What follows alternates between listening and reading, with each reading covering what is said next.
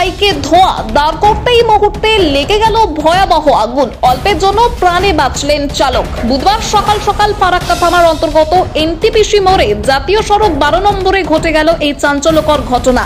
চলন্ত বাইকে আচমকাই ধোঁয়া এবং তা থেকে আগুন লেগে অল্পের জন্য প্রাণে বাঁচলেন চালক। ঘটনায় ব্যাপক চাঞ্চল্য ছড়িয়েছে এলাকায়। জানা গেছে, মালদার চাঁচল ব্লকের বিডিও অফিসের কর্মী অমিয় মণ্ডল বুধবার সকালে নিজের বাইকে করে চাঁচল থেকে ফারাক্কার ব্রাহ্মণ গ্রামে নিজ বাড়িতে ফিরছিলেন।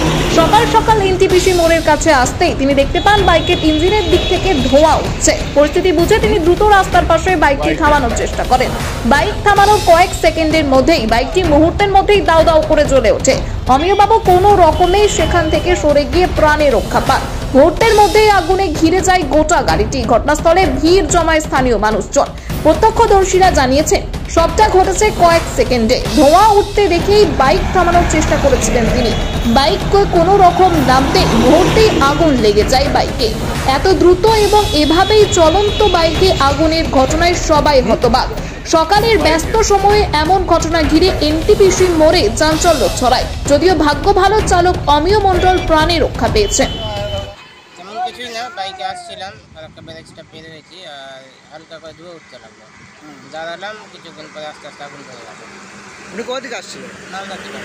মালদা থেকে বাড়ি যাচ্ছিলেন? বাড়ি যাচ্ছিলাম। বাড়ি কোথায় আপনার? ব্রাহ্মণ গ্রাম। আচ্ছা, এটা পালসার 150। এটা ফারাক্কা পেরিয়ে এনটিপিসির রাস্তায় চলন্ত গাড়িতে হঠাৎ ধোঁয়া উঠতে লাগলো।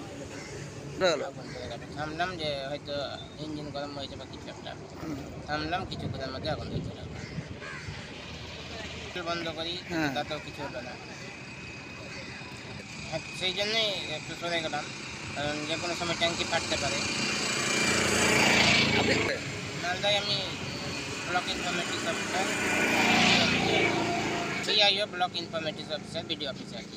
চাঁচল 2 মালদীপুর। বিআইও? হ্যাঁ, চাঁচল ব্লকে। আতঙ্ক লাগছে না হঠাৎ করে এইভাবে বাইকে? অবশ্যই সেটা, অবশ্যই। যে কোনো সময় রানিং গাড়িতে আগুন ধরা মানে তো একটা সমস্যা। আপনার নাম? অমিয় মণ্ডল। অমিয় মণ্ডল। আপনার বাড়ি? বাড়ি ব্রাহ্মণ গ্রাম, লরেন্সপুর।